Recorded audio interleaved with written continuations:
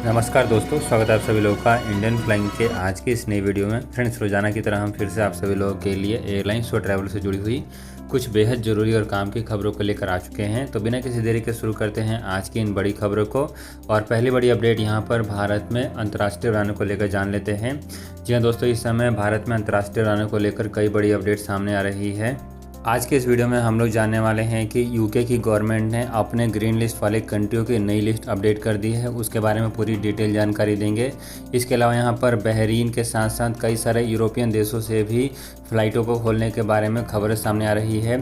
तो friends, video को पूरा लास्ट तक जरूर देखें ताकि आपको ये सारी खबरें मिल सके। पहली बड़ी अपडेट यहाँ पर यूके से ही जान लेते हैं। आपको बता दें कि यूके की गवर्नमेंट यहाँ पर समय दर समय अपने ग्रीन लिस्ट वाले कंट्रियों की नई लिस्ट अपडेट करती रहती है।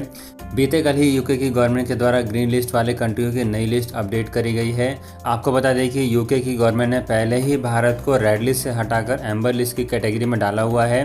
इसके अलावा आप यहां पर स्क्रीन पर देख सकते हैं, इन सभी देशों को यूके की गवर्नमेंट ने ग्रीन लिस्ट वाली कैटेगरी में डाल दिया है। ग्रीन लिस्ट का मतलब है कि यदि आप यूके की ग्रीन लिस्ट वाली कैटेगरी में आएंगे तो आपको यूके में जाने के बाद क्वारंटीन में नहीं रहना पड़ेगा। फ्रेंड्स, आगे बढ़ते हैं और अगली अपडेट यहाँ पर भारत में कोरोना वायरस वैक्सीन को लेकर जान लेते हैं। आपको बता दें कि भारत सरकार ने कोरोना वायरस वैक्सीन लगाने में एक नया वर्ल्ड रिकॉर्ड बना दिया है। बीते कल भारत सरकार ने एक दिन में 1 करोड़ से भी अधिक वैक्सीन लगाई है। जी हाँ दोस्तों, एक दिन में 10 मिलियन वैक्सीन भारत सरकार ने लगाई है और ये अब तक का वर्ल्ड रिकॉर्ड है। दुनिया के किसी भी देश ने एक दिन में 1 करोड़ वैक्सीन अभी तक नहीं लगाई थी और भारत सरकार ने ये कारनामा करके दिखाया है। लेकिन आपको बता दें कि इतनी बड़ी मात्रा में वैक्सीन लगाने के बावजूद भी अभी भी भारत जो है दुनिया के कई सारे देशों से वैक्सीन लगाने के मामले में पीछे है, जिस कारण से अभी भी दुनिया के बहुत सारे देशों ने भारत से अपनी फ़्लाइटों को नहीं खोला है। फ्रेंड्स, आगे बढ़ते हैं और एक और बड़ी अपडेट एयर इंडिया एक्सप्रेस की तरफ से आ रही है। एयर इंडिया एक्सप्रेस की फ़्लाइटों से यदि आप ट्रैवल करके जाना चाहते हैं, यदि आप इस समय यूएई के लिए जाना चाहते हैं, तो आपके लिए एयर इंडिया एक्सप्रेस ने ये नया नोटिफिकेशन निकाला है। इस नोटिफिकेशन के तहत आपको एयरपोर्ट कम से कम 6 घंटे पहले पहुंचना जरूरी है। आपको बता दें कि जो लोग यूएई के लिए ट्रैवल करके जाना चाहते हैं उनको रैपिड कोरोना वायरस टेस्ट 6 घंटे पहले कराना जरूरी है। और यहां पर एयर इंडिया एक्सप्रेस ने बताया है कि आपके रैपिड कोरोना वायरस टेस्ट कराने का जो विंडो है वो 4 घंटे पहले खुलेगा और इसके अलावा 2 घंटे आपको डिपार्चर में लगेगा। यही कारण है कि एयर इंडिया एक्सप्रेस ने यहाँ पर आप सभी लोगों को 6 घंटे पहले एयरपोर्ट पर बुलाया है। फ्रेंड्स, अगली बड़ी अपडेट यहाँ पर भारत में लॉकडाउन को लेकर जान लेते हैं। आपको बता दें कि इस समय भारत के लगभग सभी राज्यों में लॉकडाउन को हटा दिया गया है, क्योंकि भारत में कोरोना वायरस के केसेस काफ़ी कम रिपोर्ट किए जा रहे थे। लेकिन पिछले 2 या 3 दिनों से भारत में कई सारे राज्यों में कोरोना वायरस के केसेस बढ़ने शुरू हो गए हैं। खास करके यहाँ पर केरला और महाराष्ट्र में ज़्यादा कोरोना वायरस के केसेस रिपोर्ट किए जा रहे हैं। इसको लेकर केंद्र सरकार ने इन दोनों राज्य सरकारों से रिक्वेस्ट किया है कि लॉकडाउन के नियमों को लागू करें, जिससे कि फैलते हुए कोरोना वायरस के केसेस को कम किया जा सके। आपको बता दें कि यहाँ पर जो न्यूज़ सामने आई है उसके अनुसार केंद्र सरकार ने इन दोनों राज्य सरकारों को नाइट कर्फ्यू लगाने की सलाह दी है। इन सब के अलावा यदि आप इन राज्यों से दूसरे राज्यों में ट्रैवल करके जाना चाहते हैं तो आपको कोरोना वायरस का नेगेटिव रिपोर्ट लेकर ट्रैवल करना पड़ सकता है, खास करके ऐसे लोग जो कि फ़्लाइटों से ट्रैवल कर रहे हैं। इसकी लेटेस्ट जानकारी के लिए आप एक बार अपनी एयरलाइंस कंपनी से संपर्क कर सकते हैं।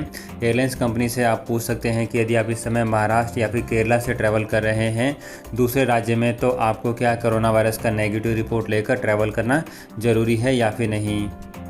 फ्रेंड्स, एक और बड़ी अपडेट यहाँ पर ऐसे सभी लोगों को लेकर आ रही है जो लोग इस समय स्टूडेंट्स हैं या फिर ऐसे लोग जो कि दूसरे कंट्री में ट्रैवल करके जाना चाहते हैं। ऐसे सभी लोगों को यहाँ पर कई सारे राज्य जो हैं केवल और केवल 28 दिन में दोनों वैक्सीन लगा रहे हैं। जी हाँ दोस्तों, यदि आप इस समय भारत में हैं और भारत में रहते हुए यदि आप कोविशील्ड वैक्सीन लगवाते हैं तो आपके लिए 84 डेज़ का समय दिया जाता है कि 84 डेज बाद आप अपना कोरोना वायरस वैक्सीन का दूसरा डोज ले सकते हैं।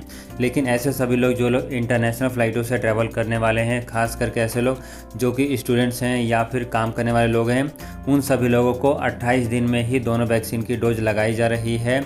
इसके लिए आप जिस राज्य में बिलोंग कर रहे हैं आप उसकी लोकल अथॉरिटी से संपर्क कर सकते हैं।